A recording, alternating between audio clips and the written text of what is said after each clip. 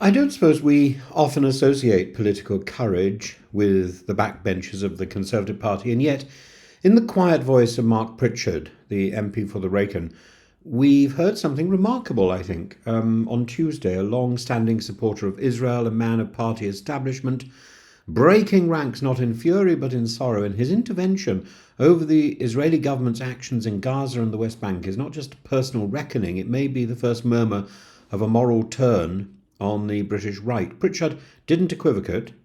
He said, I got it wrong. That's what he told the Commons. It wasn't a routine speech. This was a confession. It was a declaration that his long-standing loyalty to the Israeli state could no longer justify silence in the face of what he called a bombing to bits of children and a slow starvation of an entire people. He called for immediate recognition of a Palestinian state, not as a bargaining chip, but as a moral imperative.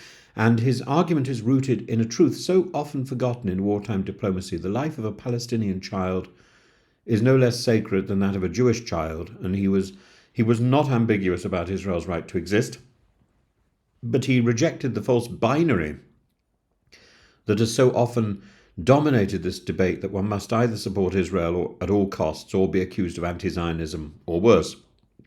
And his declaration cut through that noise. Support for Israel must not mean impunity for Netanyahu and support for Netanyahu's revenge and for his aggressive war and siege of Gaza. Perhaps the most significant was Pritchard's claim that he's not alone. And I think this is fascinating, that the front bench of the Conservative Party is unflinching.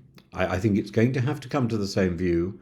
And the sooner it does so, the more it's likely to be able to redeem itself. But the longer it waits, the more hideous it will look. Pritchard's claim is that he is not alone. Many more in the Conservative Party are coming up to me privately. He said, this is the parliamentary equivalent of tapping the microphone to see if it's still on. It signals that the mood is shifting, albeit quietly. And this matters. It matters because thus far, Conservative MPs have largely tiptoed around the humanitarian catastrophe in Gaza, fearful of upsetting allies in Washington or the party leadership. Kemi Badenoch, for example, criticised the government's decision to impose sanctions on violent Israeli settlers. Yet Pritchard refused to attack her. Instead, he chose to support her stance on anti-Semitism while gently reaffirming a deeper truth. It is possible to support the Jewish people without defending the current government of Israel. Pritchard's intervention lends rare cross-party validation to Sir Keir Starmer's firm but careful condemnation of Israel's conduct in enjoining Emmanuel Macron and Justin Trudeau, Mark Carney, to warn Netanyahu of concrete consequences. Starmer has positioned Britain on what Pritchard rightly calls the right side of history. And this phrase, so often overused, acquires weight here. For this is not just a matter of policy, it's a test of moral leadership.